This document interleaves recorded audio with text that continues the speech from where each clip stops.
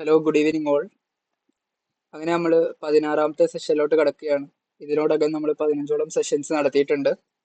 BNSSന്റെ 3 module ഇതിനോടകം complete ചെയ്തു. ഇനി മൊഡ്യൂൾ 4 ആണ് നമ്മൾ തുടങ്ങാൻ പോകുന്നത്. മൊഡ്യൂൾ 4ന് ശേഷം മൊഡ്യൂൾ 5. ഈ 2 മൊഡ്യൂൾ കഴിയുന്നതോടുകൂടി നമ്മൾ entire syllabus തീർക്കുന്നതാണ്.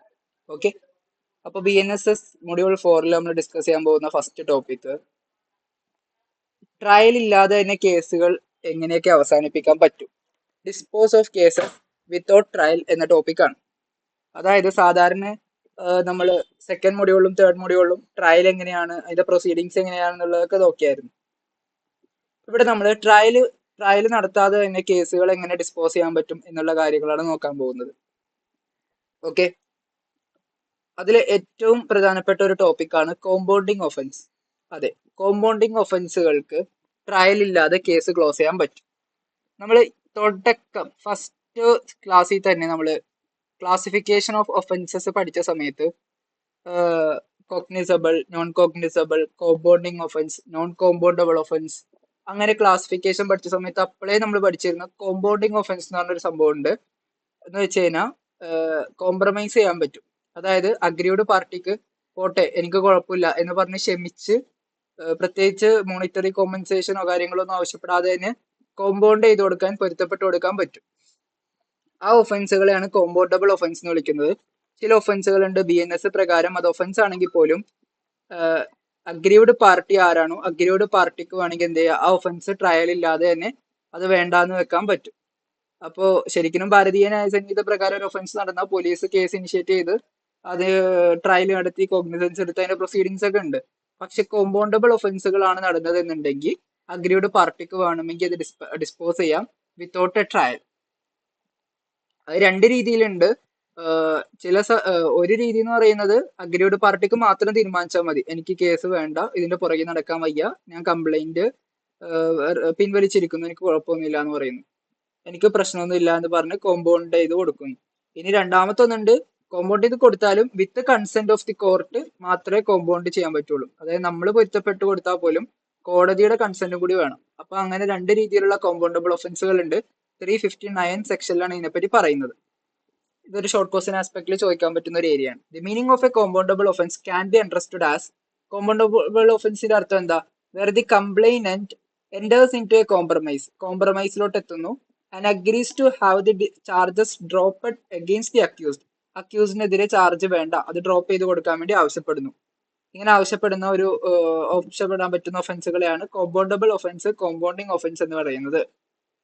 Such a compromise should be a bona fide and not for any consideration to which the complainant is to entitled. എനിക്ക് ഇങ്ങോട്ട് പൈസ എന്തെങ്കിലും തരണം എന്ന് പറഞ്ഞിട്ടാവരുത്, ഇതൊരു ബോണഫൈഡില് നല്ല ഉദ്ദേശത്തോടു കൂടി ആകണം ഈ കോമ്പൗണ്ട് ചെയ്യേണ്ടത്. ഓക്കെ, ഭാരതീയ നാഗരിക് സുരക്ഷാ സംഹിത 359 കോമ്പൗണ്ടിങ് ഓഫ് ഒഫൻസിനെ പറ്റി പറയുന്നത്.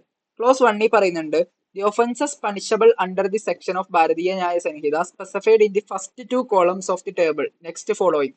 താഴെ വരാൻ പോകുന്ന ആദ്യത്തെ 2 കോളത്തിൽ പറയുന്ന ഒഫൻസുകൾ, അതായത് കോളം 1 അതിന്റെ സെക്ഷന്റെ പേരും കോളം 1 ആ ഒഫൻസിന്റെ പേരും കോളം 2 സെക്ഷന്റെ പേരായിരിക്കും. ആ 2 ഒഫൻസ് ആർക്ക് കോമ്പൗണ്ടിങ് ആയിരിക്കും, ആർക്ക് കോമ്പൗണ്ട് ചെയ്ത് കൊടുക്കാൻ പറ്റും, compounded by the person mention in the third കോളത്തിൽ പറഞ്ഞിട്ടുള്ള ആൾക്ക് കോമ്പൗണ്ട് ചെയ്ത് കൊടുക്കാൻ പറ്റും. നോക്കാം എങ്ങനെയാണ്. ഇവിടെ നിങ്ങൾ കണ്ടില്ലേ, enticing or taking away with criminal intent married woman. ഒരു കല്യാണം കഴിഞ്ഞ പെൺകുട്ടിയെ എന്ത് ചെയ്യാനാണ്, ഭർത്താവാണെന്ന് തെറ്റിദ്ധരിപ്പിച്ചുകൊണ്ട് ഒരാള് കടത്തിക്കൊണ്ടു പോവുകയാണ്. ഇത് 84 പ്രകാരം ഇത് ഒഫൻസ് ആണ്. ഈ ഒഫൻസ് കോമ്പൗണ്ട് ചെയ്യാൻ പറ്റുന്നത് ആർക്കാണ്, അതാണ് തേർഡ് കോളത്തിലുള്ളത്, the husband of the women and the women. കൊണ്ടുപോകുന്ന ആ സ്ത്രീക്കും ആ സ്ത്രീയുടെ ഭർത്താവിനും ഇത് കോമ്പൗണ്ട് ചെയ്ത് കൊടുക്കാം. അടുത്ത 2ാമത്തെ ഒഫൻസ് കണ്ടില്ലേ, വോളണ്ടിയർലി കോസിങ് ഹേർട്ട് കോസ് ചെയ്ത് കഴിഞ്ഞാൽ 115 ക്ലോസ് 2 പ്രകാരം അത് ഒഫൻസ് ആണ്. The person to whom the hurt is caused, ആർക്കാണോ ഈ ഉപദ്രവം ഏറ്റത് അയാൾക്ക് ഇത് കോമ്പൗണ്ട് ചെയ്ത് കൊടുക്കാം.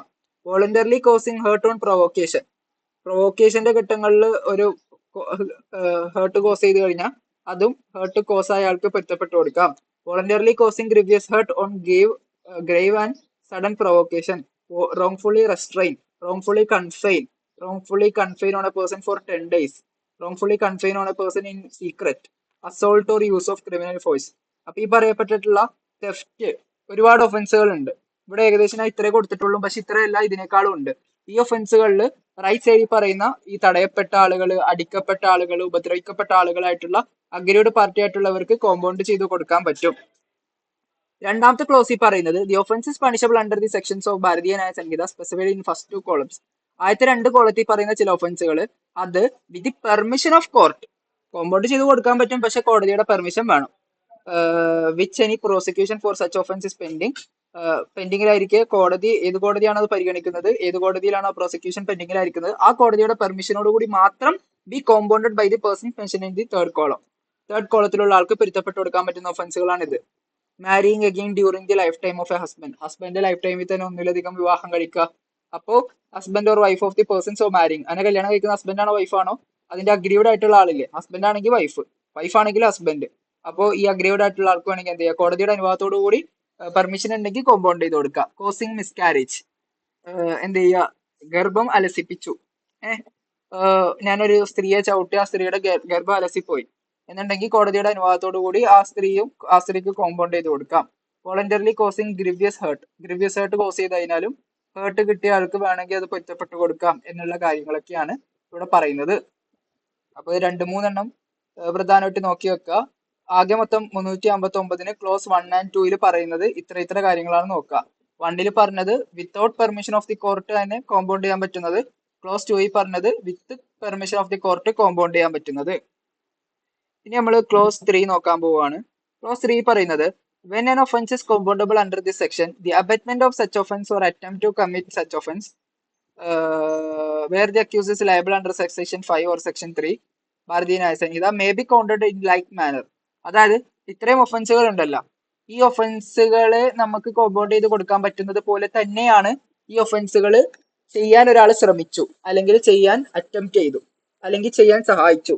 തെഫ്റ്റ് നടത്തിയില്ല, തെഫ്റ്റ് നടത്താൻ ഒരാൾ ശ്രമിച്ചു, അല്ലെങ്കിൽ തെഫ്റ്റ് നടത്താൻ ഒരാൾ സഹായിച്ചു. അപ്പോ ആരുടെ വീട്ടിലാണോ തെഫ്റ്റ് നടത്താൻ ശ്രമിച്ചത്, അപ്പൊ ആ വീടിന്റെ ഓണറിന് വേണമെങ്കിൽ എന്ത് ചെയ്യാം, കോമ്പൗണ്ട് ചെയ്ത് കൊടുക്കാം.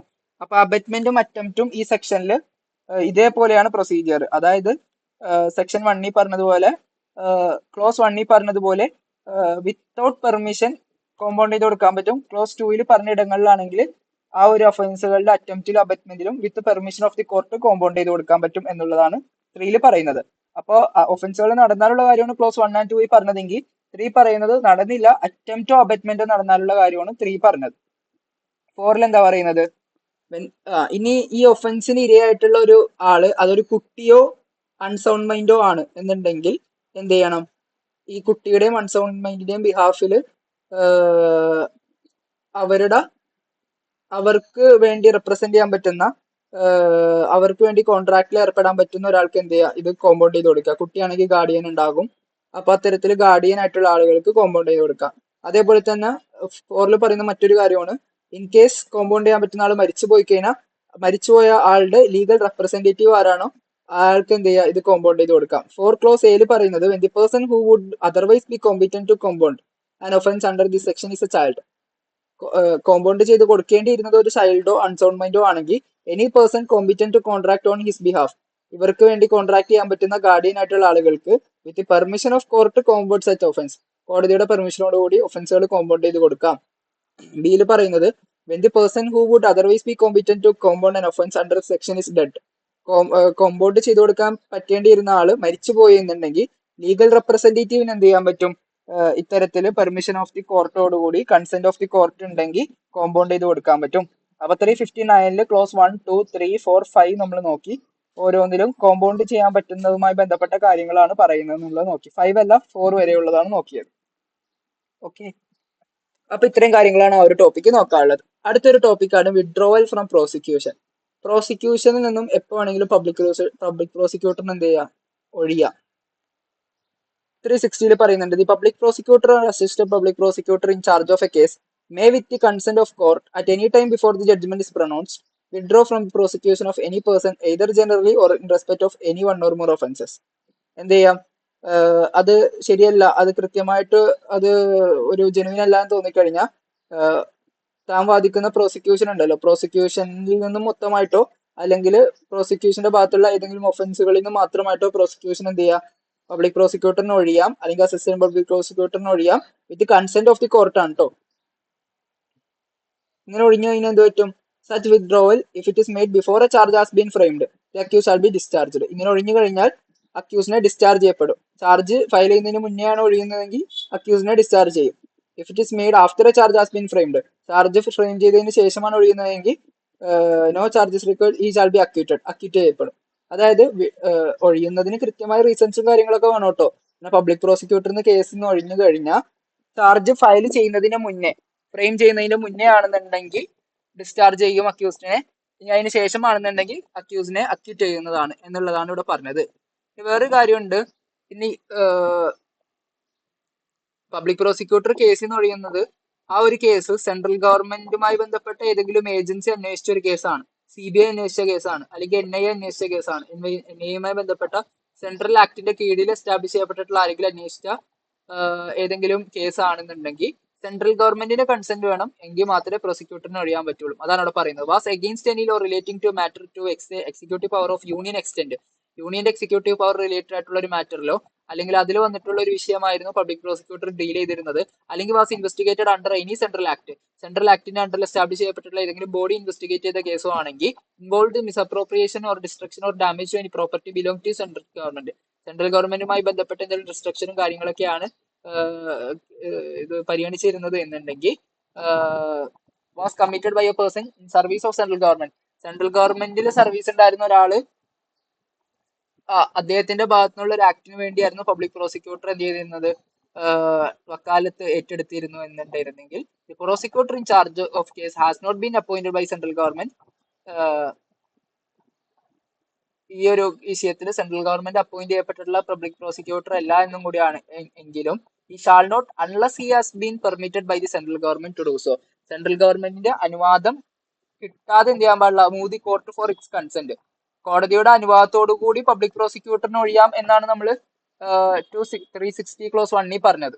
ഓക്കെ, അപ്പൊ 60 ഒരു പ്രൊവിഷൻ പറയണേണ് ഇൻ കേസ് അങ്ങനെ സെൻട്രൽ ഗവൺമെന്റിന്റെ ഇത്തരം കേസുകളുമായി ബന്ധപ്പെട്ട ഒരു കേസിലാണ് പബ്ലിക് പ്രോസിക്യൂട്ടർ ഒഴിയണം എന്നുണ്ടെങ്കിൽ കോടതിയുടെ അനുവാദം, കൺസെന്റ് ചോദിക്കുന്നതിന് മുന്നേ എന്ത് ചെയ്യണം, സെൻട്രൽ ഗവൺമെന്റ് പെർമിഷൻ വാങ്ങണം. എന്നിട്ട് വേണം move the court for its consent to withdraw, എന്നിട്ട് വേണം രണ്ടാമത് വേണം കോടതിയിൽ പോയിട്ട് കോടതിയുടെ കൺസെന്റ് ചോദിക്കാൻ. എന്നിട്ട് the court shall direct the prosecutor to produce before its permission granted by central government, permission ചോദിക്കുന്ന സമയത്ത് സെൻട്രൽ ഗവൺമെന്റ് എന്ന പെർമിഷൻ കാണിക്കാൻ കോടതി പറയുകയും അത് കണ്ടതിന് ശേഷം മാത്രം വേണം എന്ത് ചെയ്യാൻ, കോടതി പ്രോസിക്യൂഷനിൽ നിന്ന് വിഡ്രോ ചെയ്യാനുള്ള അനുവാദം കൊടുക്കാൻ. അപ്പൊ സെൻട്രൽ ഗവൺമെന്റുമായി ബന്ധപ്പെട്ട ആക്ടുമായി ബന്ധപ്പെട്ട ഏതെങ്കിലും പ്രൊവിഷൻസിൽ നിന്നാണ് പബ്ലിക് പ്രോസിക്യൂട്ടർ ഒഴിയുന്നതെങ്കിൽ ആദ്യം സെൻട്രൽ ഗവൺമെന്റ് അനുവാദം വാങ്ങണം, എന്നിട്ട് കോടതിയെ പെർമിഷന് സമീപിക്കണം. അന്നേരം കോടതി അത് ആവശ്യപ്പെടുമ്പോൾ സെൻട്രൽ ഗവൺമെന്റ് പെർമിഷൻ കാണിച്ചു കൊടുക്കണം. അതിനുശേഷം മാത്രം കോടതി ചെയ്യാൻ പാടുള്ളൂ, കൺസെന്റ് കൊടുക്കാൻ പാടുള്ളൂ എന്നുള്ളതാണ് 360 ഈ ഒരു പ്രൊവിഷ്യോയിൽ പറയുന്നത്. Next one is judgment. Judgment related ആയിട്ടുള്ള 1-2 മാറ്റേഴ്സ് ആണ്. ജഡ്ജ്മെന്റ് എങ്ങനെയായിരിക്കണം, ജഡ്ജ്മെന്റിലെ കണ്ടന്റുകൾ ഏതായിരിക്കണം എന്നുള്ളതൊക്കെയാണ് 392 അതേപോലെ 393 സെക്ഷൻസിലായിട്ട് പറയുന്നത്.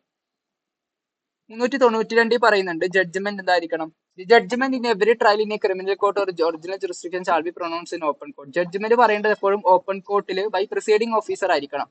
ഏത് ജഡ്ജാണോ കേസിന്റെ ട്രയൽ നടത്തിയത് ആ ജഡ്ജ് ആയിരിക്കണം ഓപ്പൺ കോർട്ടിൽ വെച്ച് ജഡ്ജ്മെന്റ് പറയണം.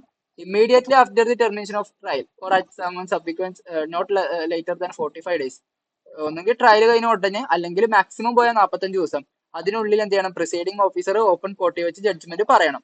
ഏത് രീതിയിൽ പറയണം, ഷാൾ ഗിവൺ ടു പാർട്ടീസിനോട് പറയണം, അല്ലെങ്കിൽ പാർട്ടീസിന്റെ അഡ്വക്കേറ്റ്സിനോട് പറയണം. എങ്ങനെ പറയണം, by delivering the whole of the judgment, ഒന്നുകിൽ ജഡ്ജ്മെന്റ് മുഴുവനായിട്ട് വായിച്ച് കേൾപ്പിക്കണം, അല്ലെങ്കിൽ by reading out the whole of the judgment, ഒന്നുകിൽ മുഴുവൻ ജഡ്ജ്മെന്റ് കൈമാറണം, ഡെലിവറി ചെയ്ത് കൊടുക്കണം, അല്ലെങ്കിൽ അത് വായിച്ച് കേൾപ്പിച്ചു കൊടുക്കണം, അല്ലെങ്കിൽ by reading out operative part of judgment, ജഡ്ജ്മെന്റിലെ ഓപ്പറേറ്റിംഗ് പാർട്ട് ഏതാണോ അത് വായിച്ചു കൊടുക്കണം. അതായത് അക്യൂറ്റ് ചെയ്തോ കൺവിക്ട് ചെയ്തോ മെയിൻ പാർട്ട് ഏതാണോ അത് മാത്രം വായിച്ച് കേൾപ്പിച്ചു കൊടുക്കണം. അപ്പൊ ഒന്നുകിൽ ജഡ്ജ്മെന്റ് മൊത്തത്തിൽ കൊടുക്കണം, അല്ലെങ്കിൽ മൊത്തത്തിൽ റീഡ് ഔട്ട് ചെയ്യണം, അല്ലെങ്കിൽ ഓപ്പറേറ്റീവ് പാർട്ട് മാത്രം റീഡ് ഔട്ട് ചെയ്യണം എന്നുള്ളതാണ് ഇവിടെ പറയുന്നത്. ഓപ്പൺ കോർട്ടിലായിരിക്കണം, പ്രൊസീഡിംഗ് ജഡ്ജ് ആയിരിക്കണം, immediately after the termination of trial maximum പോയ 45 ഡേയ്സിനുള്ളിൽ ഇത് കൊടുക്കണം എന്നുള്ളതാണ് 392 പറയുന്നത്. ഇനി ക്ലോസ് 2 പറയുന്നുണ്ട്, ഒരു സെക്കൻഡ്,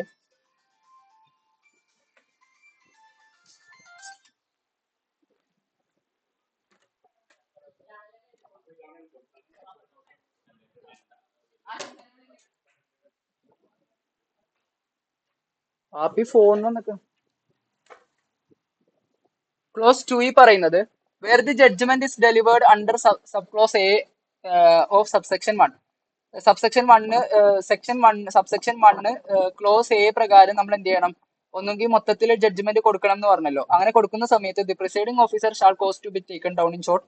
അത് എന്ത് ചെയ്യണം, വേഗത്തിൽ ജഡ്ജ് എന്ത് ചെയ്യണം, അത് എഴുതിയെടുത്തിട്ട് ആൻഡ് സൈൻ ദി ട്രാൻസ്ക്രിപ്റ്റ്, അതിൽ സൈൻ ചെയ്തിട്ട് and every page thereof as soon as it is ready and write on the date of the delivery of the judgment in open court. എന്നിട്ട് എന്ത് ചെയ്യണം, delivery ചെയ്യുന്ന സമയത്ത് judge എന്ത് ചെയ്യണം, അതിൽ സൈൻ ഇടണം, അത് എത്രയും പെട്ടെന്ന് വേഗത്തിൽ എഴുതണം, എന്നിട്ട് അത് ജഡ്ജ്മെന്റ് ഡെലിവറി ചെയ്യുന്നതിന്റെ ഡേറ്റും കൂടി അതിൽ മെൻഷൻ ചെയ്യണം എന്നുള്ളതാണ് ക്ലോസ് 2 പറഞ്ഞത്.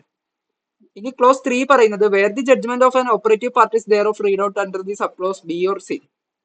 ഓപ്പറേറ്റീവ് പാർട്ട് മാത്രം റീഡ് ഔട്ട് ചെയ്ത് കൊടുത്തു, അല്ലെങ്കിൽ മൊത്തം പാർട്ട് റീഡ് ഔട്ട് ചെയ്ത് കൊടുത്തു എന്നുള്ള കേസുകളാണെങ്കിൽ it shall be dated and signed by presiding officer in open court. Open കോർട്ടിൽ വെച്ച് തന്നെ പ്രിസൈഡിംഗ് ഓഫീസർ ഡേറ്റ് ഇട്ട് സൈൻ ചെയ്യണം. If it is not written with his own hand, സ്വന്തം ഹാൻഡിലല്ല ഇത് എഴുതിയത് എന്നുണ്ടെങ്കിൽ every page of judgment shall be signed by him. എല്ലാ പേജിലും ഇദ്ദേഹം എന്ത് ചെയ്യണം, ജഡ്ജ്മെന്റിൽ ഒപ്പിട്ട് കൊടുക്കണം. കാരണം എല്ലാ പേജും വായിച്ച് ഉറപ്പ് വരുത്തിയതിനു ശേഷം ഒപ്പിട്ട് കൊടുക്കണം. അപ്പൊ ക്ലോസ് 1 പറഞ്ഞത് ജഡ്ജ്മെന്റ് ഓപ്പൺ കോർട്ടിൽ എന്ത് ചെയ്യണം, വിത്തിൻ 45 ഡേയ്സിൽ പ്രിസൈഡിംഗ് ഓഫീസർ തന്നെ അത് കൊടുക്കണം. ഒന്നുകിൽ മുഴുവനായി കൊടുക്കണം, അല്ലെങ്കിൽ അത് വായിച്ചു കൊടുക്കണം, അല്ലെങ്കിൽ ഓപ്പറേറ്റീവ് പാർട്ട് മാത്രം വായിക്കണം. ക്ലോസ് 2 പറഞ്ഞത് ഇനി മുഴുവനായിട്ട് ഡെലിവറി ചെയ്യുന്ന സമയമാണെന്നുണ്ടെങ്കിൽ എന്ത് ചെയ്യണം, അതിൻ്റെ അകത്ത് ഒപ്പിട്ട് ഫാസ്റ്റിൽ അത് എഴുതി ഒപ്പിട്ട് എന്ത് ചെയ്യണം, ഓപ്പൺ കോർട്ടിൽ വെച്ച് തന്നെ ഡേറ്റ് ഇട്ട് കൊടുക്കണം. ഇനി ക്ലോസ് 3 പറഞ്ഞത് ഇനി അത് വായിച്ചു കേൾപ്പിക്കുകയാണെങ്കിൽ ഒന്നുകിൽ എന്ത് ചെയ്യണം, ലാസ്റ്റ് പേജിൽ അത് ഒപ്പിട്ട് കൊടുക്കണം, ഡേറ്റ് ഇട്ട് ഒപ്പിട്ട് കൊടുക്കണം. ഇനി അങ്ങനെയല്ല, ഇത് ജഡ്ജ് അല്ല എഴുതുന്നത്, വേറെ ആളെ കൊണ്ട് എഴുതിപ്പിക്കലാണെന്നുണ്ടെങ്കിൽ എല്ലാ പേജിലും ജഡ്ജ് ഒപ്പിട്ട് വേണം കൊടുക്കാൻ, കാരണം ഓരോന്നും വെരിഫൈ ചെയ്തതിന് ശേഷം. ക്ലോസ് 4 പറയുന്നത് where the judgment is pronounced in the manner specified in clause 6C of the subsection 1, operative part മാത്രം വായിച്ച് കേൾപ്പിച്ച് കഴിഞ്ഞാൽ the whole judgment or copy, മുഴുവൻ ജഡ്ജ്മെന്റ് കൊടുക്കണമല്ലോ, immediately made available for the perusal of the പാർട്ടീസിന് free of cost ആയിട്ട് ഉടനെ തന്നെ കൊടുക്കണം എന്നുള്ളതാണ് ക്ലോസ് 4 പറയുന്നത്. അപ്പൊ സബ് ക്ലോസ് സി പ്രകാരം ഒരു ഓപ്പറേറ്റീവ് പാർട്ട് മാത്രമേ ജഡ്ജ് പറഞ്ഞു കൊടുത്തിട്ടുള്ളൂ എന്നുണ്ടെങ്കിൽ എന്ത് ചെയ്യണം, ഉടനെ തന്നെ പാർട്ടീസിന്റെ അഡ്വക്കേറ്റ്സിനോ എന്ത് ചെയ്യണം, എത്രയും പെട്ടെന്ന് ഫ്രീ ഓഫ് കാസ്റ്റ് ആയിട്ട് ഫുൾ ജഡ്ജ്മെന്റ് കൊടുക്കണം എന്നുള്ളതാണ് അവിടെ പറയുന്നത്. വിത്തിൻ 7 days പ്രാക്ടിക്കബിൾ ആണെങ്കിൽ സൈറ്റിൽ അപ്ലോഡ് ചെയ്യണമെന്ന് പ്രൊവിഷ്യോ പറയുന്നുണ്ട്. The court shall as far as practicable ആകുന്നിടത്തോളം സമയം സൈറ്റ് ഒക്കെ ഓക്കെ ആണെന്നുണ്ടെങ്കിൽ upload the copy of the judgment on its portal within a period of 7 days from the date of judgment. 7 ദിവസത്തിനുള്ളിൽ അത് സൈറ്റിൽ ഇഷ്യൂ ചെയ്യണം. ഈ 5 പറയുന്നത് if the accused is in custody, ഇനി അക്യൂസ്ഡ് കസ്റ്റഡിയിലാണ് ജഡ്ജ്മെന്റ് പറയുന്ന സമയമെങ്കിൽ he shall be brought upon to hear the judgment pronounced either in person or through electronic electronic means. അക്യൂസിനെ അവിടെ കൊണ്ടുവരണം, ഒന്നുകിൽ നേരിട്ട് കൊണ്ടുവരണം, അല്ലെങ്കിൽ വീഡിയോ കോളിലൂടെ ഇരുത്തണം അത് കേൾക്കാൻ വേണ്ടി. If the accused not in custody, accuse കസ്റ്റഡിയിൽ ഇല്ലെങ്കിൽ he shall be record by the court to attend to hear the judgment pronounced. എന്ത് ചെയ്യണം, അക്യൂസിനടുത്ത് അത് വന്ന് കേൾക്കാൻ കോടതി ആവശ്യപ്പെടണം. ഓക്കെ. ഇനി അവിടെ ഒരു പ്രൊവിഷ്യോയിൽ പറയുന്നുണ്ട്, ഒന്നിലധികം അക്യൂസ്ഡുമാരുണ്ട് എന്നുണ്ടെങ്കിൽ ഒന്നിലധികം അക്യൂസ്ഡുമാരുള്ള സമയത്ത് ഒരു അക്യൂസ്ഡ് മാത്രമേ ഹാജരായുള്ളൂ എന്നുണ്ടെങ്കിൽ ബാക്കിയുള്ളവർ ഹാജരാവാത്തത് കൊണ്ട് ജഡ്ജ് എന്ത് ചെയ്യണ്ട, അക്യൂസ്ഡ് ഇല്ല എന്ന് പറഞ്ഞുകൊണ്ട് അത് നീട്ടിക്കൊണ്ടുപോകേണ്ട ആവശ്യമില്ല, ഫുൾ അക്യൂസിനെ മുന്നിൽ വെച്ച് ജഡ്ജ്മെന്റ് കൊടുക്കാം. അതാണ് അവിടെ പറയുന്നത്. Where there are more accused persons than one or more them not attend the court, കുറെ പേരുണ്ടായിരിക്കും, കുറച്ച് പേര് അവിടെ വന്നില്ല, കോടതിയിൽ വന്നില്ല എന്നുണ്ടെങ്കിൽ the presiding officer may in order to avoid undue delay in the disposal of the കേസിന്റെ ഡിസ്പോസലിൽ ഡിലേ വരാതിരിക്കാൻ വേണ്ടി pronounce judgment notwithstanding their absence പരിഗണിക്കാതെ വരാത്തവരെ വന്നില്ല എന്ന് തന്നെ കണക്കാക്കിയിട്ട് അപ്പൊ തന്നെ ജഡ്ജ്മെന്റ് കൊടുക്കുക. ഓക്കെ. പിന്നെ ക്ലോസ് 7 പറയുന്നത് no judgment delivered by any criminal court shall be deem to be invalid by reason only of the absence of any party. Advocate അന്ന് ഹാജരായില്ല അല്ലെങ്കിൽ പാർട്ടി അന്ന് വന്നില്ല എന്നതിന്റെ പേരിൽ മാത്രം ഒരിക്കലും ജഡ്ജ്മെന്റ് ഇൻവാലിഡ് ആയി പോവില്ല എന്നുള്ളതാണ് ക്ലോസ് 7 പറയുന്നത്. അപ്പൊ ജഡ്ജ്മെന്റ് എന്ന വിഷയത്തിൽ നമ്മൾ 392 7 ക്ലോസസ് നോക്കി. ക്ലോസ് 1 ഓപ്പൺ കോർട്ടിൽ പ്രിസൈഡിംഗ് ഓഫീസർ എന്ത് ചെയ്യണം, വിത്തിൻ 45 days അത് ഡെലിവറി ചെയ്യണം, ഹോളായിട്ട് ഡെലിവറി ചെയ്യണം, അല്ലെങ്കിൽ ഹോളായിട്ട് റീഡ് ഔട്ട് ചെയ്യണം, അല്ലെങ്കിൽ ഓപ്പറേറ്റീവ് പാർട്ട് മാത്രം റീഡ് ഔട്ട് ചെയ്യണം. ക്ലോസ് 2 പറഞ്ഞാൽ എന്താ, ഹോളായിട്ട് ഡെലിവറി ചെയ്യുന്നുണ്ടെങ്കിൽ സൈൻ ഇട്ട് ഒപ്പിടണം പ്രിസൈഡിംഗ് ഓഫീസർ, അതിൽ എന്ത് ചെയ്യണം, ഹാൻഡ് ഷോട്ട് ആയിട്ട് റിട്ടേൺ ചെയ്യണം. പിന്നെ ക്ലോസ് 3 പറഞ്ഞത് ഇനി ഓപ്പറേറ്റീവ് പാർട്ടോ അല്ലെങ്കിൽ റീഡ് ഔട്ട് ചെയ്യുകയോ ചെയ്തു കഴിഞ്ഞാൽ എന്ത് ചെയ്യണം, മജിസ്ട്രേറ്റ് എഴുതി കൊടുക്കണം. മജിസ്ട്രേറ്റ് അല്ലാതെ എഴുതുന്നുണ്ടെങ്കിൽ എല്ലാ പേജിലും മജിസ്ട്രേറ്റ് സൈൻ ചെയ്തിട്ട് വേണം കൊടുക്കാൻ. പിന്നെ ത്രീയിൽ അതല്ലേ പറഞ്ഞത്. ഫോറിൽ എന്താ പറഞ്ഞത്? ഫോറിൽ പറഞ്ഞത് ജഡ്ജ്മെന്റ് പറഞ്ഞ ശേഷം അതിന്റെ കോപ്പി പാർട്ടീസിന് കൈമാറണം എന്നുള്ളത് പറഞ്ഞു. പിന്നെ പ്രൊവിഷ്യോയിൽ പറഞ്ഞു വിത്തിൻ 7 days പോർട്ടലിലും സൈറ്റ് കൊടുക്കണം എന്നുള്ളത്. പിന്നെ 5ൽ പറഞ്ഞത് അക്യൂസ്ഡ് കസ്റ്റഡിയിൽ ഉണ്ടെങ്കിൽ അക്യൂസിനെ കൊണ്ടുവരണം, ഒന്നുകിൽ നേരിട്ട് അല്ലെങ്കിൽ വീഡിയോ കോളിലൂടെ. പിന്നെ 6 പറഞ്ഞത് അക്യൂസ് കസ്റ്റഡിയിൽ ഇല്ലെങ്കിൽ അക്യൂസിനെ വിളിപ്പിക്കണം എന്നുള്ളത് പറഞ്ഞു. 7ൽ പറഞ്ഞത് എന്താ ജഡ്ജ്മെന്റ് അക്യൂസ്ഡ് ഇല്ല എന്നതിന്റെ റീസണും പറഞ്ഞുകൊണ്ട് ജഡ്ജ്മെന്റ് ഇൻവാലിഡ് ആയി പോവില്ല എന്നത് പറഞ്ഞു. ഇനി 393 പറയുന്നത് contents language of the judgment ആണ്. ജഡ്ജ്മെന്റ് ഏത് ഭാഷയിൽ എഴുതണം എന്നുള്ളതാണ്. ജഡ്ജ്മെന്റ് ഏത് ഭാഷയിൽ എഴുതണം? Except otherwise expressly provided by the Sanhita. ഈ സംഹിതയിൽ ഏതെങ്കിലും ഒരു സ്ഥലത്ത് ഏതെങ്കിലും ഭാഷയിൽ എഴുതണം എന്ന് പറഞ്ഞിട്ടുണ്ടെങ്കിൽ അവിടെ ഒഴികെ ബാക്കി എല്ലാ സ്ഥലങ്ങളിലും judgment shall be written in the language of court. കോർട്ടിന്റെ ലാംഗ്വേജിലാണ് എഴുതാൻ. ഹൈക്കോടതിയിലും സുപ്രീം കോടതിയിലാണെങ്കിൽ ഇംഗ്ലീഷിലും, ജില്ലാ കോടതികളിലാണെങ്കിൽ മലയാളം, അല്ലെങ്കിൽ കോർട്ട് ലാംഗ്വേജ് ആയിട്ട് തീരുമാനിച്ചിരിക്കുന്ന ലാംഗ്വേജ് ഏതാണോ അതിൻ്റെ അകത്ത് വേണം എഴുതാൻ. And shall contain the point or points for determination decision thereon. അതേപോലെ ജഡ്ജ്മെന്റ് അകത്ത് എന്തൊക്കെ വേണം? ആ ഒരു കൺക്ലൂഷനിൽ എത്താനുള്ള റീസൺ ഏതൊക്കെയാണ്, ഏതൊക്കെ ലോ അപ്ലൈ ചെയ്തിട്ടാണ് അങ്ങനെ എത്തിയതെന്നുള്ള ഡിറ്റർമിനേഷന്റെ പോയിന്റ്സ് ഒക്കെ വേണം. അതേപോലെ ജഡ്ജ് ഫൈനലി ഡിസൈഡ് ചെയ്തത് എന്താണ് അതും വേണം. Shall specify the offence of which the section of the Bharatiya Nyaya സംഹിത. ഏത് ഒഫൻസ് ആണ് അയാൾ ചെയ്തേക്കുന്നത്, അതിന്റെ ഏത് സെക്ഷൻ ആണ് എന്നുള്ള കാര്യം കൂടി അതിനകത്ത് മെൻഷൻ ചെയ്യണം. If it is be a judgment of acquittal shall state the offence of which the accuse is acquitted. അക്യൂറ്റൽ ആണ് ജഡ്ജ്മെന്റ് എന്നുണ്ടെങ്കിൽ ഏത് ഒഫൻസിൽ നിന്നാണ് അദ്ദേഹത്തിന് അക്യൂറ്റ് ചെയ്തത് എന്ന കാര്യം കൂടി മെൻഷൻ ചെയ്യണം. അപ്പോ language and contents of the judgment clause 1 പറഞ്ഞത് കോർട്ട് ലാംഗ്വേജിലായിരിക്കണം അത് ചെയ്യേണ്ടത്. അതേപോലെ അതിന്റെ പോയിന്റ്സും ഡിറ്റർമിനേഷനും ഡിസിഷനൊക്കെ അതിൻ്റെ അകത്ത് കൊടുക്കണം. പിന്നെ ഒഫൻസിന്റെ ആ സെക്ഷനും അതിന്റെ പേരും കൊടുക്കണം. അക്യൂറ്റിലാണെങ്കിൽ ഏത് ഒഫൻസ് ആണെന്ന് പ്രത്യേകം പറയണം. ക്ലോസ് 2 പറയുന്നത് ഇൻ കേസ് ഒരു ഫാക്ടിന്റെ അകത്ത് ഏത് ഒഫൻസ് ആണെന്നുള്ളത് ഡൗട്ടബിൾ ആയിരുന്നു. ഒരു ഫാക്ട്, ഒരാള് ഒരു കയ്യിലൊരു പ്രോപ്പർട്ടി കൈവശം വെച്ചു, അത് സ്റ്റോളൻ പ്രോപ്പർട്ടി വെച്ചതാണോ അല്ലെങ്കിൽ തെഫ്റ്റ് നടത്തിയതാണോ എന്നുള്ള ഒരു സംശയമൊക്കെ ഉണ്ടായിരുന്നു എന്നുണ്ടെങ്കിൽ ഡിസിഷന്റെ അകത്ത് അത് കൃത്യമായി മെൻഷൻ ചെയ്യണം അയാൾ ഏത് ഒഫൻസ് ആണ് ചെയ്തെന്നുള്ളത്. When the conviction is under the Bharatiya Nyaya Sanhita and it's doubtful under 2 which section. ഒരു ആക്ടിൽ 2 സെക്ഷൻസ് തമ്മിൽ കൺഫ്യൂഷൻ ഉണ്ടായി, ഡൗട്ട്ഫുൾ ആയ ഒരു സിറ്റുവേഷൻ ആണെന്നുണ്ടെങ്കിൽ, or under which of 2 parts of the same section, ഒരു സെക്ഷന്റെ 2 പാർട്ട് തമ്മിൽ കൺഫ്യൂഷൻ വരുന്ന ഒരു സിറ്റുവേഷൻ ആണെന്നുണ്ടെങ്കിലൊക്കെ the court shall distinctly express the same. 2 കാര്യം വ്യക്തമായി മെൻഷൻ ചെയ്യണം. ഇയാള് കൺവിക്ട് ചെയ്യപ്പെട്ടിരിക്കുന്നത് ഇന്ന ഒഫൻസിനാണെന്നുള്ളത് വ്യക്തമായി അവിടെ പറയണം. ക്ലോസ് 3 പറയുന്നത് when the conviction is for an offence punishable with death or in alternative with imprisonment for life. Punishable ആയിട്ടുള്ള ഒഫൻസ് ഡെത്തോ അല്ലെങ്കിൽ ഇംപ്രിസ്മെന്റ് ഫോർ ലൈഫോ imprisonment for a term of years, പല ഇയേഴ്സ് ഇംപ്രിസ്മെന്റ് കിട്ടാവുന്ന ഒഫൻസുകളൊക്കെ ആണെന്നുണ്ടെങ്കിൽ the judgment shall be state the reasons for the sentence awarded. ഇത്തരം ഒഫൻസുകൾക്ക് എന്തുകൊണ്ടാണ് ഇംപ്രിസ്മെന്റ് കൊടുത്തത് എന്ന റീസൺ എഴുതണം. ഒരാള് കൊലപാതകം നടത്തി എന്നിട്ട് അയാൾക്ക് ഇംപ്രിസ്മെന്റ് കൊടുക്കാനുള്ള കാരണം അത് റെയറസ്റ്റ് കേസ് അല്ലാത്തത് കൊണ്ടാണ് ഡെത്ത് ഒഴിവാക്കിയത്, ഇതുകൊണ്ടാണ് ഇംപ്രിസ്മെന്റ് ഫോർ ലൈഫ് തന്നെ കൊടുത്തത് എന്നുള്ളത് എഴുതണം. In case of sentence of death, ഇനി ഡെത്ത് കൊടുത്തു കഴിഞ്ഞാൽ special reason for such sentence, അതെങ്ങനെ റെയറസ്റ്റ് ഓഫ് റെയർ ആയി, സ്പെഷ്യൽ റീസൺസ് ഏതൊക്കെയാണെന്നുള്ളത് മെൻഷൻ ചെയ്യണം. അപ്പൊ ക്ലോസ് 1, 2, 3 ഇത്ര നോക്കി. ക്ലോസ് 4 പറയുന്നത് conviction is for an offence punishable with imprisonment for a term 1 year or more. 1 yearോ 1 yearനോ അപ്പുറത്തോട്ടോ ഇംപ്രിസ്മെന്റ് കിട്ടാൻ പറ്റുന്ന ഒരു ഒഫൻസിനാണ് കൺവിക്ഷൻ എന്നുണ്ടെങ്കിൽ എന്ത് ചെയ്യണം? But the court imposes a sentence of imprisonment for a term less than 3 months. 1 yearോ 1ൽ കൂടുതൽ ഇയറോ ഇംപ്രിസ്മെന്റ് കിട്ടാവുന്ന ഒരു ഒഫൻസ് ആയിരുന്നു, എന്നിട്ടും 3 മാസത്തേക്കാൾ കുറവ് തടവ് ശിക്ഷ കൊടുത്തിട്ടുള്ളൂ എന്നുണ്ടെങ്കിൽ it shall record its reason for awarding such sentence. എന്തുകൊണ്ടാണ് അത്രയും കുറച്ച് കൊടുത്തതെന്നുള്ള റീസൺസ് അവിടെ എന്ത് ചെയ്യണം? വ്യക്തമായി മെൻഷൻ ചെയ്യണം. ഓക്കെ. 5 പറയുന്നത് when a person is sentence to death, ഒരാൾക്ക് ഡെത്ത് സെന്റൻസ് കൊടുത്തു കഴിഞ്ഞാൽ sentence shall be directed that he be hanged by the neck till he is death. എങ്ങനെയാണ്?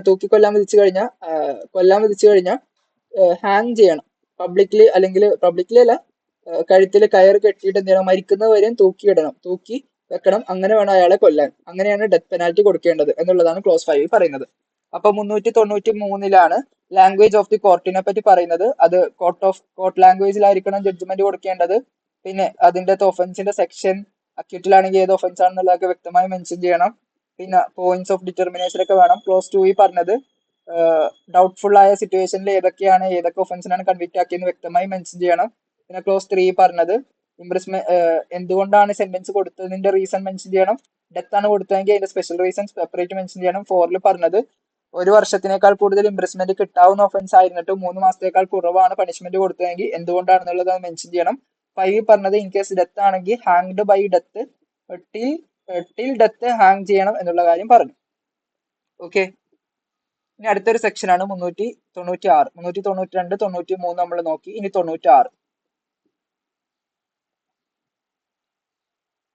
Victim compensation scheme. അതായത് ഒരുപാട് ഒഫൻസുകൾ ഉണ്ട്. റേപ്പ് പോലുള്ള ഒഫൻസുകൾക്ക് ഇരയായിട്ടുള്ള വിക്ടിമുകൾക്ക് കോമ്പൻസേഷൻ സ്കീം, കോമ്പൻസേഷൻ എന്ത് ചെയ്യണം, അതായത് അക്യൂസ്ഡ് ആയിട്ടുള്ള ആൾ കൊടുക്കുന്ന കോമ്പൻസേഷൻ അല്ല കേട്ടോ, അത് വേറെ 395 പറയുന്നുണ്ട്. അതല്ലാതെ സ്റ്റേറ്റ് ഗവൺമെന്റ് കൊടുക്കണം കോമ്പൻസേഷൻ, അതിന്റെ കാര്യം ഇവിടെ പറയുന്നത് അതാണ് 396 ക്ലോസ് 1 പറയുന്നത്. Every state government in coordination with the central government shall prepare a scheme for providing funds for the purpose of compensation to the victim or her dependents who have suffered loss as a result of crime. Crime നടക്കാതെ നോക്കേണ്ട state ആയിരുന്നല്ലോ. അതിൻ്റെ അകത്ത് എന്തെങ്കിലും വീഴ്ച വരുത്തി കഴിഞ്ഞാൽ state എന്ത് ചെയ്യണം, ഇരയായിട്ടുള്ള ആളുകൾക്ക് കോമ്പൻസേഷൻ പ്രൊവൈഡ് ചെയ്യണം. അപ്പൊ കോമ്പൻസേഷൻ പ്രൊവൈഡ് ചെയ്യാനുള്ള ഫണ്ടിന്റെ ഒരു കാര്യങ്ങൾ എന്ത് ചെയ്യണം, സെൻട്രലും സ്റ്റേറ്റും ഒരുപോലെ ഒരുമിച്ച് നിന്നുകൊണ്ട് ഇത്തരത്തിലൊരു സ്കീം തയ്യാറാക്കണം, എത്ര രൂപ എങ്ങനെയൊക്കെ കൊടുക്കണം എന്നുള്ളത്.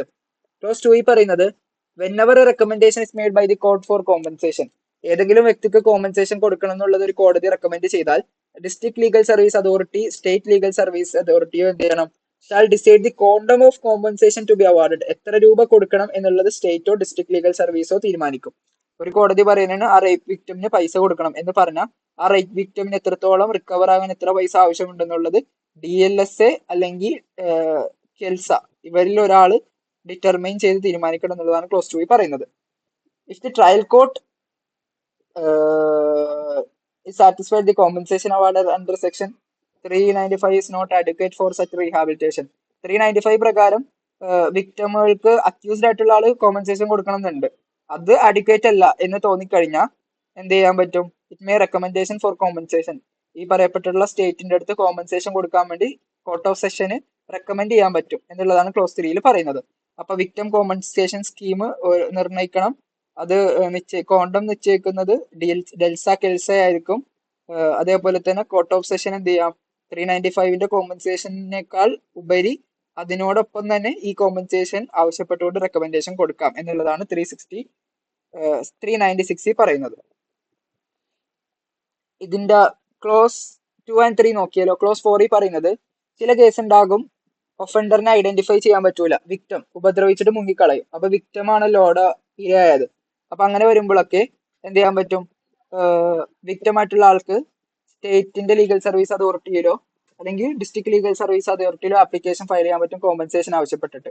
വെറുതെ offender is not traced or identified, ഒഫൻഡറിനെ ട്രേസ് ചെയ്യാൻ പറ്റിയില്ല, ഐഡന്റിഫൈ ചെയ്യാൻ പറ്റിയില്ല എന്നുണ്ടെങ്കിൽ ബട്ട് വിക്ടിം ഇസ് ഐഡന്റിഫൈ, വിക്ടിമിനെ കിട്ടി, വിക്ടിമിന് എന്ത് പറ്റി, വിക്ടിമിനെ മനസ്സിലായി, പക്ഷെ ഒഫൻഡറിനെ എന്ത് ചെയ്യാൻ പറ്റുന്നില്ല, ഐഡന്റിഫൈ ചെയ്യാൻ പറ്റുന്നില്ല എന്നുണ്ടെങ്കിൽ എന്ത് ചെയ്യുക, വിക്ടിമിന് അല്ലെങ്കിൽ വിക്ടിമിന്റെ ഡിപെൻഡൻസിന് ഒരു ആപ്ലിക്കേഷൻ ഫയൽ ചെയ്യുക to state or legal service authority, സ്റ്റേറ്റിന്റെയോ ഡിസ്ട്രിക്റ്റിന്റെയോ ലീഗൽ സർവീസ് അതോറിറ്റിയോട് കോമ്പൻസേഷൻ ആവശ്യപ്പെട്ടുകൊണ്ട് റെക്കമെൻഡേഷൻ കൊടുക്കാം. 5 പറയുന്നത് 4 പ്രകാരം റെക്കമെൻഡേഷൻ കിട്ടിക്കഴിഞ്ഞാൽ എൻക്വയറി നടത്തിയിട്ട് 2 മന്തിനുള്ളിൽ എന്ത് ചെയ്യണം, അതിനൊരു പരിഹാരം കണ്ടെത്തണം. On receipt of such recommendation under subsection 4 പ്രകാരം സ്റ്റേറ്റിനോ ഡിസ്ട്രിക്ട് ലീഗൽ സർവീസ് അതോറിറ്റിക്കോ ഇത് കിട്ടിക്കഴിഞ്ഞാൽ they shall after due inquiry award adequate compensation completing the inquiry within 2 months. എന്ത് ചെയ്യണം, 2 മന്ത്സിനുള്ളിൽ എത്ര രൂപ കൊടുക്കണം എന്നുള്ളത് തീരുമാനിച്ച് അത് പ്രൊവൈഡ് ചെയ്യണം എന്നുള്ളതാണ് ഇവിടെ 5 പറയുന്നത്.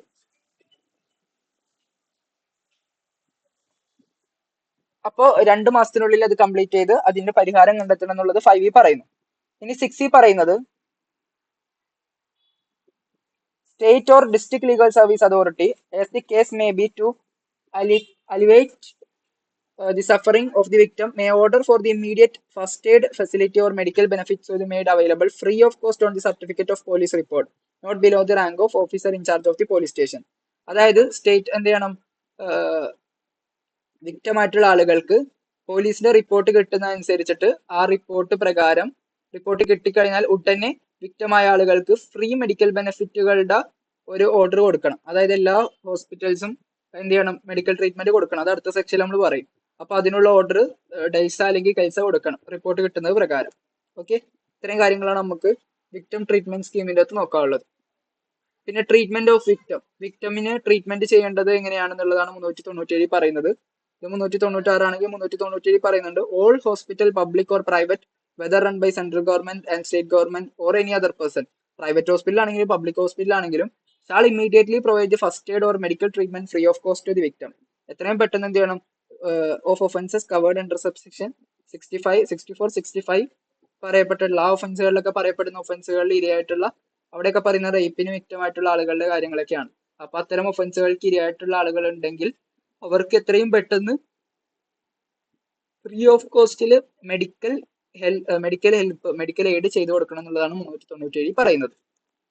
ഓക്കെ, ഇനി അടുത്തൊരു സെക്ഷൻ ആണ് order to release on probation of good conduct or after admonition. അതായത് ഈ ഒരു സെക്ഷനും കൂടി പറഞ്ഞിട്ട് നമുക്ക് നിർത്താം. കോടതിക്ക് എല്ലാ സമയത്തും എല്ലാവരും എപ്പോഴും ശിക്ഷിക്കേണ്ട ആവശ്യമൊന്നുമില്ല. ചില സമയത്ത് ചില ആളുകളെ കോടതിയുടെ മുമ്പിൽ കൊണ്ടുപോയി കഴിഞ്ഞാൽ അവരുടെ നല്ല നടത്തിപ്പും അവരുടെ പ്രായവും ഇതെല്ലാം കൺസിഡർ ചെയ്തുകൊണ്ട് അവരെന്ത് ചെയ്യാം, ഒന്ന് വാൺ ചെയ്ത ശേഷം റിലീസ് ചെയ്യാം, ഇത്ര ദിവസത്തേക്ക് വിടും. എന്നിട്ട് നോക്കും അവർ ഒഫൻസ് ആവർത്തിക്കുന്നുണ്ടോ, ഇല്ല എങ്കിൽ അവരെ മൊത്തത്തിൽ റിലീസ് ചെയ്ത് കൊടുക്കും. അപ്പോ പ്രൊബേഷന് വേണ്ടി നല്ല നടത്തിപ്പ് ഉള്ള ആളുകൾക്കും പ്രായം പരിഗണിച്ചുകൊണ്ടും ഒരു പ്രൊബേഷൻ പീരീഡ് നന്നായിട്ട് ഇനി മുന്നോട്ട് പോകുമോ നോക്കാൻ വേണ്ടി എന്ത് ചെയ്യാം, പണിഷ്മെന്റ് കൊടുക്കാതെ ചില ആളുകളെ പുറത്തു കൊടുക്കാൻ പറ്റും, ഓർഡർ കൊടുക്കാൻ പറ്റും. അതാണ് നോക്കാൻ പോകുന്നത്. ക്ലോസ് 1 പറയുന്നത് when any person not under the 21 years of age, 21 വയസ്സിൽ താഴെ അല്ലാത്ത ഒരാൾ is convicted of an offence punishable with fine only or with imprisonment. ശ്രദ്ധിക്കുക, 21 മുകളിൽ പ്രായമുള്ള ആൾ കേട്ടോ, 21 താഴെയല്ല. 21 താഴെയുള്ളത് താഴെ വേറെ പറയും. 21 മുകളിൽ പ്രായമുള്ള ആൾ, അത് ആരും ആയിക്കോട്ടെ, ജനറൽ ആയിട്ടുള്ള ആൾ, ഇപ്പൊ 50 വയസ്സുള്ള ഒരാളാണെങ്കിലും punishable with fine only or with imprisonment for a term of 7 years or less, 7 വർഷത്തിനേക്കാൾ കുറവ് ഇംപ്രിസ്മെന്റ് കിട്ടാവുന്ന ഒരു ഒഫൻസ് ആണ് കമ്മിറ്റ് ചെയ്തത് അങ്ങനെയുള്ള ഒരാളെ, or any person under 12 years of any age or any women, അല്ലെങ്കിൽ 21 വയസ്സിൽ താഴെയുള്ള ആളുകൾ, അത് ആൺകുട്ടി ആവട്ടെ പെൺകുട്ടി ആവട്ടെ, അല്ലെങ്കിൽ വിമൺ, അല്ലെങ്കിൽ പെൺകുട്ടികൾ. പെൺകുട്ടി എന്ന് പറയുമ്പോൾ 21 വയസ്സോ 22ഓ 23ഓ, പെണ്ണുങ്ങൾക്ക് ജനറൽ ആയിട്ട് ഏത് ഏജിലുള്ളവരാകട്ടെ, അല്ലെങ്കിൽ കുട്ടികളാണെന്നുണ്ടെങ്കിൽ 21 വയസ്സ് താഴെയുള്ള ആണാവട്ടെ പെണ്ണാവട്ടെ, 21 വയസ്സിൽ മേളിലുള്ള ആണുങ്ങളാകട്ടെ, ഇവരാരൊക്കെ 21 വയസ്സിൽ മേളിലുള്ള ആണുങ്ങളാണെന്നുണ്ടെങ്കിൽ അവിടെ നമ്മൾ 7 വർഷം വരെയുള്ള കാര്യം പറഞ്ഞത്, 7 വർഷം വരെയുള്ള ഇംപ്രസ്മെന്റിൽ എന്ത് ചെയ്യുക, പ്രൊബേഷൻ പീരീഡ് അനുവദിച്ചു കൊടുക്കാം. അതിന്റെ ആൻസർ പറഞ്ഞിട്ടില്ല. 21 വയസ്സിന് മുകളിൽ പ്രായമുള്ള ആണുങ്ങളാണെന്നുണ്ടെങ്കിൽ 7 വർഷത്തിൽ താഴെ ഇംപ്രിസ്മെന്റ് കിട്ടാവുന്ന ഒഫൻസ് ആണ് ഒരാൾ കമ്മിറ്റ് ചെയ്തത് എന്നുണ്ടെങ്കിൽ, അല്ലെങ്കിൽ 21 വയസ്സിൽ താഴെയുള്ള ആണുങ്ങൾ, അല്ലെങ്കിൽ ജനറൽ ആയിട്ട് പെണ്ണുങ്ങൾ എന്ന് പറയുമ്പോൾ 30 വയസ്സുള്ള പെൺകുട്ടിയാകാം, ഏതുള്ള പെണ്ണുങ്ങളും ആകാം, അവര് is convicted of an offence not punishable with death or imprisonment for life. Imprisonment for ലൈഫോ ഡെത്തോ കോസ് ചെയ്യുന്ന പണിഷ്മെന്റ് അല്ലാത്ത ഒരു ഒഫൻസ് ചെയ്തു. സാധാരണ ആണുങ്ങളുടെ വിഷയത്തിൽ 7 വർഷമാണ് പറഞ്ഞത്, ഇവിടെ ഇംപ്രിസ്മെന്റ് ഫോർ ലൈഫ് അല്ലാത്തത്. അപ്പൊ എന്ന് പറയുമ്പോൾ 10 വർഷം വരെയൊക്കെ പോകാം. ചെയ്തു കഴിഞ്ഞിട്ട് if it is appears to the court before which is convicted regard being had to age, അവരുടെ പ്രായം മനസ്സിലാക്കിക്കൊണ്ടും ക്യാരക്ടറും അവരുടെ പ്രവൃത്തിയൊക്കെ നോക്കിക്കൊണ്ട് അവർ ഏത് സാഹചര്യത്തിലാണ് ഒഫൻസ് കമ്മിറ്റ് ചെയ്തതെന്നുള്ളതെല്ലാം പരിഗണിച്ചുകൊണ്ട് കോടതിക്ക് എന്ത് ചെയ്യുക, court may instead of sentencing him, punishment കൊടുക്കാതെ direct that he be released on entering into a bond or bail bond to appear and receive sentence when called upon during such period. ഒരു period അനുവദിച്ചു കൊടുക്കുക, എന്നിട്ട് bail ബോണ്ടിൽ വേണം release ചെയ്യാൻ, ഒരാളുടെ ജാമ്യത്തിൽ. അതായത് ഏത് സമയത്ത് വിളിച്ചാലും ജയിൽ ശിക്ഷ അനുഭവിച്ചോളാം എന്ന് ജാമ്യം സ്വീകരിച്ചുകൊണ്ട് അവരെ എന്ത് ചെയ്യുക, പുറത്ത് വിടാം. നോട്ട് എക്സീഡിങ് 3 years, 3 വർഷത്തിൽ കൂടാത്ത ഒരു പീരീഡ്. അപ്പൊ ആ ഒരു പീരീഡ് അവരെ വെറുതെ വിടാം. എന്നിട്ട് കോടതിക്ക് നോക്കാം അവർ നല്ല രീതിയിൽ ജീവിക്കുന്നുണ്ടോ, വീണ്ടും ഒഫൻസ് ആവർത്തിക്കുന്നുണ്ടോ. നല്ല രീതിയിൽ ജീവിക്കുന്നുണ്ടെന്ന് തോന്നിക്കഴിഞ്ഞാൽ കോടതി എന്ത് ചെയ്യും, അതിന്റെ അതിന്റെ നടപടികൾ മുന്നോട്ട് പോകും. അല്ലാന്ന് കണ്ടു കഴിഞ്ഞാൽ എത്രയും പെട്ടെന്ന് അവർ ആ സെന്റൻസിലോട്ട് തിരിച്ചു മടങ്ങി വരാൻ പറയും. അപ്പൊ നല്ല നടത്തിപ്പോടു കൂടി ജീവിക്കുന്ന ആളുകളെ അവർക്ക് കൊടുക്കുന്ന ഒരു പരിഗണനയാണ് സെക്ഷൻ 401 പ്രകാരം. ഇതിന്റെ ക്ലോസ് 2 നമുക്ക് നിങ്ങളൊന്ന് വായിച്ചു നോക്കുക. എനിക്ക് അത്ര ക്ലാരിറ്റി കിട്ടിയില്ല, അതുകൊണ്ട് ക്ലോസ് 2 വായിക്കുന്നില്ല, നിങ്ങളൊന്ന് വായിച്ച് മനസ്സിലാക്കുക. ക്ലോസ് 3 പറയുന്നത് എന്ത് ചെയ്യാ, in any case in which a person is convicted of a theft in building, dishonest, misappropriation, cheating, ഒരാളെ കൺവിക്ട് ചെയ്യപ്പെട്ടത് തെഫ്റ്റ്, മിസ്അപ്രോപ്രിയേഷൻ, ചീറ്റിംഗ് പോലുള്ള ഒഫൻസുകളാണെങ്കിൽ punishable with not more than 2 years, 2 yearsനേക്കാൾ കൂടുതൽ ഇംപ്രിസ്മെന്റ് കിട്ടാം പറ്റാത്തൊരു ഒഫൻസുകൾക്കാണെന്നുണ്ടെങ്കിൽ അവരെന്ത് ചെയ്യുക, the court before which is so convicted may if thinks fit having regard to the age, character, antecedents, physical mental condition of the offender, എന്നിട്ട് instead of sentencing to punish release him after due admonition. Probation പീരീഡിൽ വിടാതെ ഇദ്ദേഹത്തെ എന്ത് ചെയ്യുക, release ചെയ്ത് മൊത്തത്തിൽ വിട്ടേക്കാം. അപ്പൊ 2 വർഷം വരെയുള്ള ഒഫൻസുകളാണ് ഒരാൾ കമ്മിറ്റ് ചെയ്തത്, ചീറ്റിങ്ങോ തെഫ്റ്റോ ഒഫൻസുകളാണെന്നുണ്ടെങ്കിൽ അവരെന്ത് ചെയ്യുക, അവരുടെ പ്രായവും നല്ല നടത്തിപ്പും ഗുഡ് ബിഹേവിയറും എല്ലാം പരിഗണിച്ചിട്ട് തെറ്റിയുള്ള സാഹചര്യങ്ങളൊക്കെ നോക്കിയതിനു ശേഷം കോടതിക്ക് ജെനുവിൻ ആയിട്ട് തോന്നുന്നുണ്ടെങ്കിൽ ഒന്ന് വാൺ ചെയ്തിട്ട് അവരെ റിലീസ് ചെയ്യാം എന്നുള്ളതാണ് ക്ലോസ് 2 പറയുന്നത്. ഓക്കെ, ക്ലോസ് 3 പറയുന്നത്. ക്ലോസ് 4 പറയുന്നത് an order under this section may be made by an appellate court or by high court or court of session when exercising its power of revision. ഈ probation judgement ഇത് അപ്പല്ലറ്റ് കോടതികൾക്കും കൊടുക്കാട്ടോ. ഇപ്പൊ ജില്ലാ കോടതി ഒരാളെ ശിക്ഷിച്ചു, appeal പോയി ഹൈക്കോടതിയിൽ വരുമ്പോൾ ഹൈക്കോടതിക്ക് വേണമെങ്കിൽ എന്ത് ചെയ്യുക, അയാളെ പ്രൊബേഷൻ പീരീഡിൽ റിലീസ് ചെയ്യാൻ പറ്റും. അങ്ങനെ അപ്പല്ലറ്റ് കോടതികൾക്ക് ഇത് എക്സസൈസ് ചെയ്യാൻ പറ്റുന്നതാണ് ക്ലോസ് 4 പറയുന്നത്. ഇനി ഒരു കോടതി പ്രൊബേഷൻ പീരീഡിൽ ഒരാളെ റിലീസ് ചെയ്ത് കഴിഞ്ഞാൽ അത് അപ്പീൽ പോയിട്ട് ഹയർ കോർട്ടിന് വേണമെങ്കിൽ അത് ക്യാൻസൽ ചെയ്ത് വീണ്ടും സെന്റൻസ് ചെയ്യിപ്പിക്കാൻ പറ്റും. അതാണ് 5 പറയുന്നത്. When an order has been made under this section is respect of any offender, the High Court or Court of Session may on an appeal. Appeal വരുമ്പോൾ കോർട്ട് ഓഫ് സെഷനോ ഹൈക്കോടതിക്കോ എന്ത് ചെയ്യാൻ പറ്റും, പ്രൊബേഷൻ പീരീഡിൽ വിട്ട ആളുകളെ when exercising its power of revision power exercise ചെയ്യുന്ന സമയത്ത് സെറ്റ് അസൈഡ് സച്ച് ഓർഡർ, ആ ഒരു ഓർഡർ ക്യാൻസൽ ചെയ്തിട്ട് in lieu thereof pass sentence on such offender, ആ ഒഫൻഡറിന് സെന്റൻസ് പ്രൊവൈഡ് ചെയ്യാൻ ഹൈക്കോടതിക്ക് അപ്പീലിന് പറ്റും എന്നുള്ളതാണ് ഇവിടെ പറയുന്നത്. അപ്പോ 390 എത്രയായിരുന്നു, 401 പ്രൊബേഷൻ എന്ത് ചെയ്യുക, probation on good conduct and after admonition. ഇത് കൺസിഡർ ചെയ്തുകൊണ്ട് ആളുകളുടെ നല്ല നടത്തിപ്പും ഏജും ഇതെല്ലാം കൺസിഡർ ചെയ്തുകൊണ്ട് അവരൊരു പീരീഡ് പ്രൊബേഷൻ പീരീഡിൽ റിലീസ് ചെയ്യുക എന്നുള്ള കാര്യങ്ങളാണ് ഇവിടെ പറഞ്ഞത്. ഓക്കെ, ഇനി അടുത്തത് submissions of death sentence for കൺഫോർമേഷന് വേണ്ടി ഡെത്ത് സെന്റൻസ് എന്ത് ചെയ്യുക, ഇതുമായി ഡെത്ത് സെന്റൻസുമായി ബന്ധപ്പെട്ട കുറച്ച് പ്രൊവിഷൻസ് ആണ്, അതുകൂടെ നോക്കിയേക്കാം.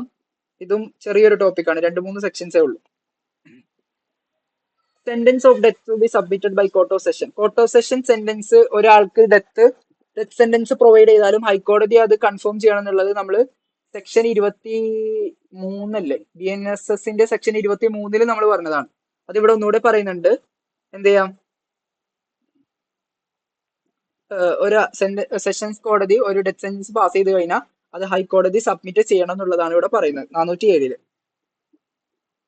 408 പറയുന്നത് ഫർദർ ഇൻക്വയറി എന്ത് ചെയ്യുക, ഫർദർ ഇൻക്വയറിയോ ഒരു കേസ് അപ്പീൽ വന്നു കഴിഞ്ഞാൽ ഒരു കേസിന്റെ അകത്ത് ഒരു ഇൻക്വയറി ഇനിയും വേണം എന്ന് തോന്നിക്കഴിഞ്ഞാലോ അല്ലെങ്കിൽ അഡീഷണൽ എവിഡൻസ് വേണം എന്ന് തോന്നിക്കഴിഞ്ഞാൽ കോടതിക്ക് അതിന് ഉത്തരവ് കൊടുക്കാം എന്നുള്ളതാണ് 408 പറയുന്നത്. 409 പറയുന്നത് power of high court to confirm sentence or annul conviction. എന്ത് ചെയ്യുക, ഡെത്ത് പെനാൽറ്റി ഹൈക്കോടതിയിലോട്ട് വന്നു കഴിഞ്ഞാൽ ഒന്നുകിൽ അത് കൺഫേം ചെയ്ത് കൊടുക്കുക, അല്ലെങ്കിൽ അത് കൺവിക്ഷൻ ക്യാൻസൽ ചെയ്ത ഇൻവാലിഡ് ആക്കി കളയാം എന്നുള്ളതാണ് ഇവിടെ പറയുന്നത്. May confirm the sentence, appeal വന്നു കഴിഞ്ഞാൽ എന്ത് ചെയ്യുക, നേരത്തെ കോടതി കൊടുത്ത സെന്റൻസ് എത്രയാണോ അതൊന്നെങ്കിൽ കൺഫേം ചെയ്യാം, അല്ലെങ്കിൽ ആ കൺവിക്ഷൻ ക്യാൻസൽ ചെയ്യാം, അല്ലെങ്കിൽ എന്ത് ചെയ്യാം അതിൻ്റെ അകത്ത് വ്യത്യാസം വരുത്താം, അല്ലെങ്കിൽ മേ അക്യൂട്ട് ദി അക്യൂസിനെ മൊത്തത്തിൽ അക്യൂറ്റ് ചെയ്യാനും ആർക്ക് അധികാരമുണ്ട്, ഹയർ കോർട്ടിന് അധികാരമുണ്ട്. 410 പറയുന്നത് കൺഫോർമേഷൻ, ഒരു ഡെത്ത് പെനാൽറ്റിയുടെ കൺഫോർമേഷൻ ഹൈക്കോടതിയിലോട്ട് വന്നു കഴിഞ്ഞാൽ ആ ഒരു വിഷയത്തിൽ ജഡ്ജ്മെന്റ് പറയേണ്ടത് 2 ജഡ്ജിമാരായിരിക്കണം, 2 ജഡ്ജിമാർ സൈൻ ചെയ്യണം എന്നുള്ളതാണ് 410 പറയുന്നത്. 411 പറയുന്നത് ഇൻ കേസ് 2 പേര് 2 ഒപ്പീനിയൻ പറഞ്ഞു, ഒരാൾ പറഞ്ഞു ഡെത്ത് പെനാൽറ്റി കൊടുക്കാം, ഒരാൾ പറഞ്ഞു കൊടുക്കണ്ട എന്നാണെങ്കിൽ ഈ ഒരു കേസ് മൂന്നാമതൊരു ജഡ്ജിന്റെ അടുത്തോട്ട് വിടും, എന്നിട്ട് ആ ജഡ്ജ് എന്ത് തീരുമാനിക്കുന്നോ അതായിരിക്കും ഫൈനൽ.